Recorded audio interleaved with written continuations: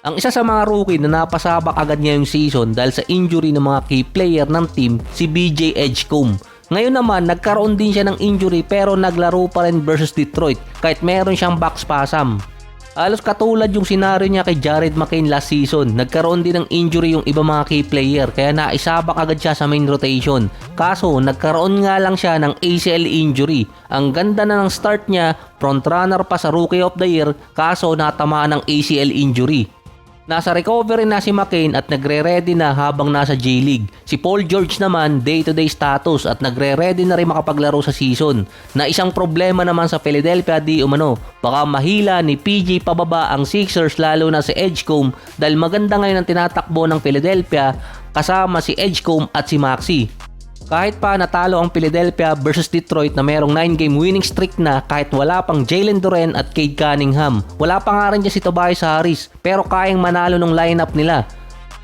Versus Detroit, first time ulit na maganda ang nilaro ni Edgecombe ngayong November. So walang Embiid dahil pahinga ulit dahil sa injury, sumasakit ulit yung tuhod.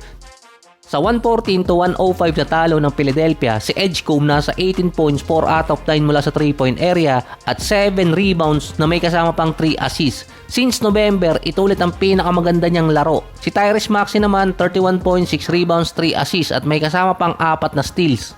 Sa buwan ng October, meron siyang 21 points, 5 rebounds at 5 assists, 49 and 43%. Sinasabi pa ang front runner agad si Edgecombe nun. Nang pumatak naman ng November, base sa mga comment online, parang naging Ben Simmons. Pumatak ng 10 points, 5 rebounds, 2 assists, 31 and 26%.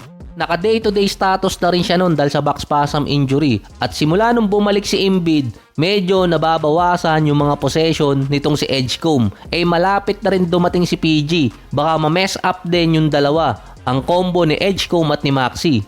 Bukod pa doon, sinabi ding si Maxey nag-sacrifice ng personal stats para ma-improve talaga si Edgecombe. Kasi kapag wala si Edgecombe sa loob ng court, nag-a-average si Maxey na mahigit 34 points per game.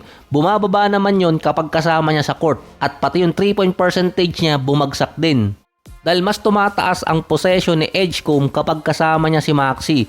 Pero kapag wala siya sa loob ng court, si Maxey ang front runner na humahawak talaga ng kada possession. Nakabawi naman ang Lakers sa talo nila noong nakaraan, nang tambakan naman nila ang Pelicans. Hinay-hinay pa si Luka niyan, 20 points agad nung first half na may total siyang 24.7 rebounds at 12 assists. Hindi na siya umiskor halos nung second half nun.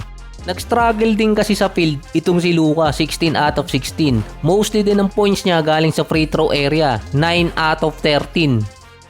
Si DeAndre Ayton naman, nasa double-double, 20 points at 16 rebounds. Mukhang pinaghandaan yung bakbakan nilang dalawa ni Giannis next game. Hindi na pinalaro si Bronny kasi niready siya para sa tapatan nila ni Thanasis.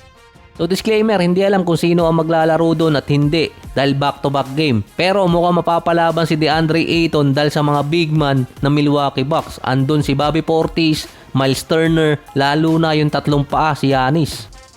Si Trey Murphy naman ng Pelicans, gustong subukan yung depensa ni Luka kaso nag-fail. Nagalit pa kay Coach Willie Green nang biglang tumawag ng timeout. Nasa one-on-one setup na nun si Trey Murphy kontra kay Luka. Nasundutan kasi ni Luka natulala si Murphy sa gandang lalaki. Langya kasi itong team ng LA.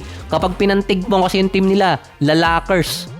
Sa sobrang hilig sa babae, nahilig na sa lalaki. Si Austin Reeves naman, 31 points, 4 rebounds, 7 assists, 11 out of 13 sa free throw area. Nasa 23 points ata si Reeves yung second half. Baka sabi ni Luka, ikaw naman, pagod na ako, naka-20 na ng first half. Practice lang siya ng defense ng second half. Sunod na kalaban ng Lakers ang Bucks. Road game pa para sa LA yun. Pareha silang back-to-back game. Hindi nga alam kung sino ang lamang sa dalawang team na yun Dahil ang LA mula west bibiyahe papuntang east. Samantalang yung Bucks sa back-to-back na yun, home court nila. Nahirapang pagtalunin yung Hornets, inabot pa ng overtime. Nag-alakobi pa si Giannis. Kung ipinasok na lang sana niya sa lane, baka nanalo pa sila nun. Nag-fade away jump shot. Himala din na si Kuzma ang leading scorer, 26 points, 9 rebounds at 5 assists. Dating member din to ng boy band Si Giannis nasa 25 points, 18 rebounds at 7 turnover. Si Rollins naman nasa 20 points. Si Miles Turner 18 points, 4 din pala yung big man ng Bucks. Si Kuzma, Bobby Portis, si Giannis at si Miles Turner. Kahit isa yung hindi maglaro doon next game, may 3 pang matitira. Ang lupit din ni Thanasis dahil sa stats, ipinasok siya sa game, hindi siya DNP. Pero umabot siya sa stats na 0 point, 0 rebound, 0 assist at 0 minutes.